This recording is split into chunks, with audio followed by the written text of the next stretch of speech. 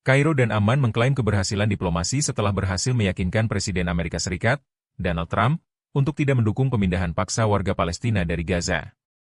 Keputusan ini dipandang sebagai kemenangan bagi negara-negara Arab yang menentang kebijakan pengusiran massal tersebut, yang dinilai tidak hanya melanggar hukum internasional tetapi juga berpotensi memicu ketegangan lebih lanjut di kawasan Timur Tengah. Menurut seorang pejabat senior Mesir yang berbicara secara anonim kepada Middle East Eye, MA, Mesir kini memegang kendali dalam perencanaan masa depan Gaza pasca perang.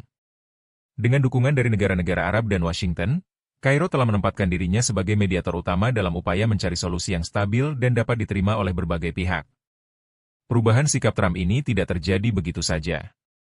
Peran sentral dimainkan oleh Raja Abdullah II dari Yordania, yang melakukan lawatan diplomatik ke Washington untuk meyakinkan pemerintahan Amerika Serikat agar tidak mendukung kebijakan ekstrim terkait Gaza. Dalam pertemuan tertutup dengan Trump, Raja Abdullah menyampaikan bahwa pengosongan Gaza secara paksa dapat memicu radikalisasi lebih lanjut, memperkuat kelompok ekstremis, serta mengancam stabilitas pemerintahan pro-Amerika di wilayah Timur Tengah. Sumber dari pejabat Mesir tersebut mengungkapkan bahwa Trump tampak penuh perhatian dan simpatik terhadap kekhawatiran yang disampaikan oleh Raja Abdullah. Ia mulai mempertimbangkan dampak luas dari kebijakan pengusiran tersebut, termasuk potensi protes besar-besaran dari dunia Arab dan meningkatnya sentimen anti-Amerika di kawasan tersebut.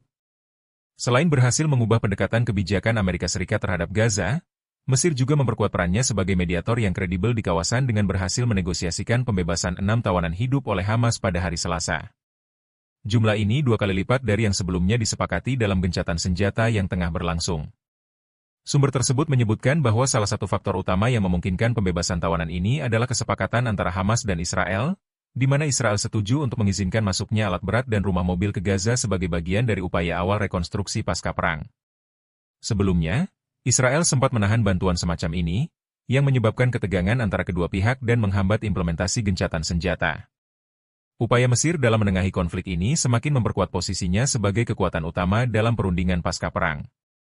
Presiden Mesir, Abdel Fattah el-Sisi, dijadwalkan melakukan perjalanan ke Riyadh dalam beberapa hari mendatang untuk membahas strategi lebih lanjut mengenai tata kelola Gaza setelah perang. Langkah diplomasi ini menunjukkan bahwa negara-negara Arab, terutama Mesir dan Yordania, terus berupaya mencari solusi yang tidak hanya menghindari kekerasan lebih lanjut tetapi juga memastikan stabilitas di kawasan tersebut. Keberhasilan dalam membujuk Trump untuk membatalkan rencana pengosongan Gaza serta menengahi kesepakatan gencatan senjata menjadi bukti bahwa diplomasi masih memegang peranan penting dalam menyelesaikan konflik yang kompleks ini.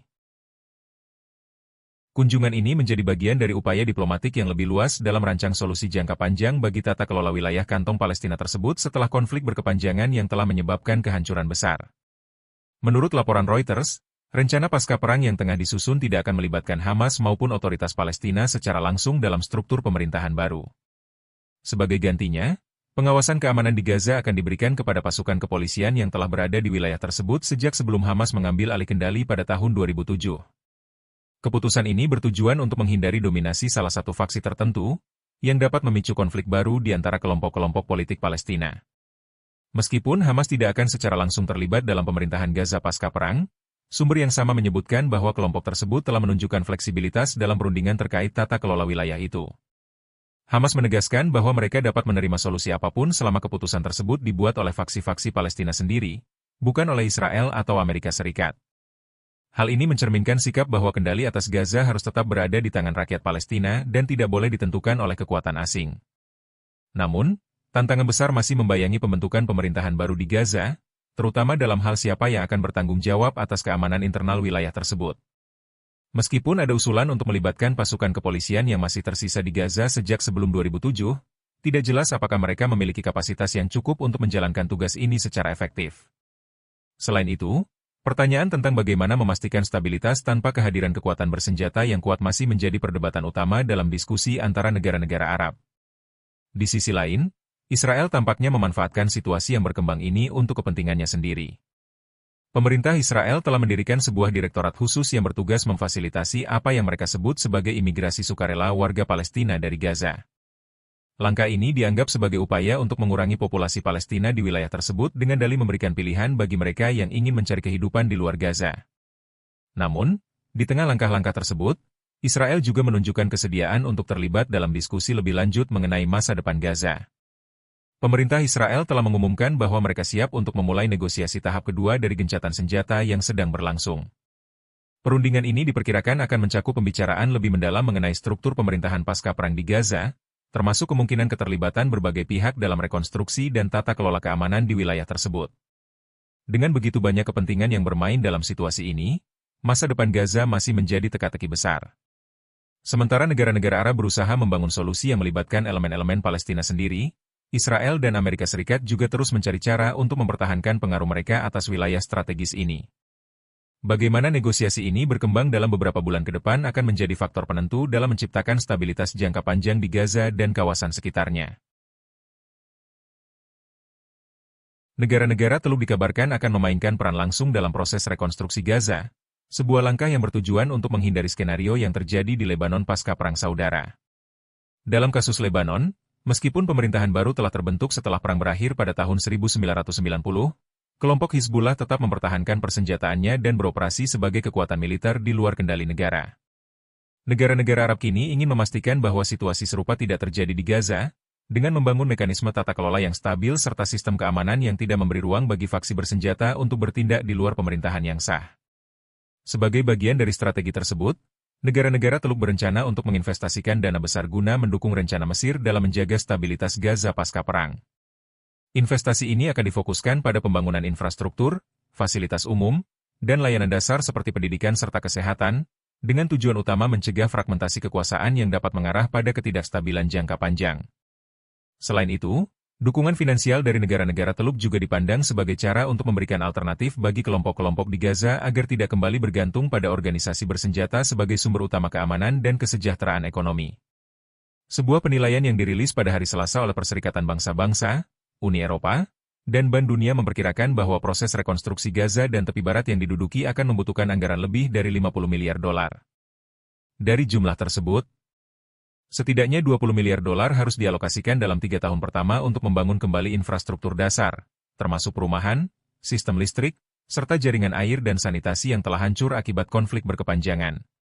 Pendanaan sebesar itu tidak hanya bertujuan untuk membangun kembali wilayah tersebut, tetapi juga untuk menciptakan kondisi yang memungkinkan Gaza menjadi wilayah yang lebih stabil secara politik dan ekonomi dalam jangka panjang. Seiring dengan semakin menguatnya dukungan internasional terhadap rencana yang diajukan Mesir, tampaknya kebijakan Presiden Amerika Serikat Donald Trump terhadap Gaza telah mengalami pergeseran signifikan. Jika sebelumnya Trump mempertimbangkan opsi pemindahan paksa warga Palestina atau bahkan pengambil alihan langsung oleh Amerika Serikat, kini ia tampak lebih mendukung pendekatan yang diinisiasi oleh negara-negara Arab. Indikasi perubahan kebijakan ini semakin terlihat dalam pernyataan yang disampaikan oleh Senator Amerika Serikat Lindsey Graham saat kunjungannya ke Israel pada hari Senin. Dalam pernyataannya, Graham menegaskan bahwa Amerika Serikat memiliki sedikit keinginan untuk mengambil alih Gaza dalam bentuk apapun, baik secara militer maupun administratif.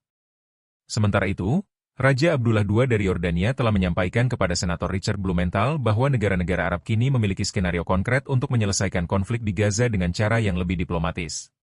Menurut Abdullah, skenario ini mencakup 3 poin utama yaitu menormalisasi hubungan dengan Israel sebagai bagian dari upaya menciptakan stabilitas regional yang lebih luas, mendukung hak penentuan nasib sendiri bagi rakyat Palestina agar mereka dapat memiliki pemerintahan yang sah dan berdaulat tanpa intervensi eksternal, dan memperluas kerja sama pertahanan antara negara-negara Arab dengan Israel untuk memastikan keamanan jangka panjang di kawasan tersebut. Kini, dengan berbagai perkembangan politik dan diplomasi yang berlangsung cepat, semua mata tertuju pada langkah-langkah selanjutnya yang akan diambil oleh Mesir dan negara-negara Arab lainnya. Apakah rencana ini benar-benar akan menjadi solusi damai yang mampu mengakhiri konflik di Gaza dan membawa stabilitas ke wilayah tersebut? Ataukah rencana ini hanya akan membuka babak baru dalam krisis berkepanjangan yang selama ini terus membayangi rakyat Palestina? Jawaban atas pertanyaan-pertanyaan ini akan sangat bergantung pada bagaimana berbagai pihak terlibat dalam negosiasi dan apakah mereka dapat mencapai kesepakatan yang diterima oleh semua pihak yang berkepentingan.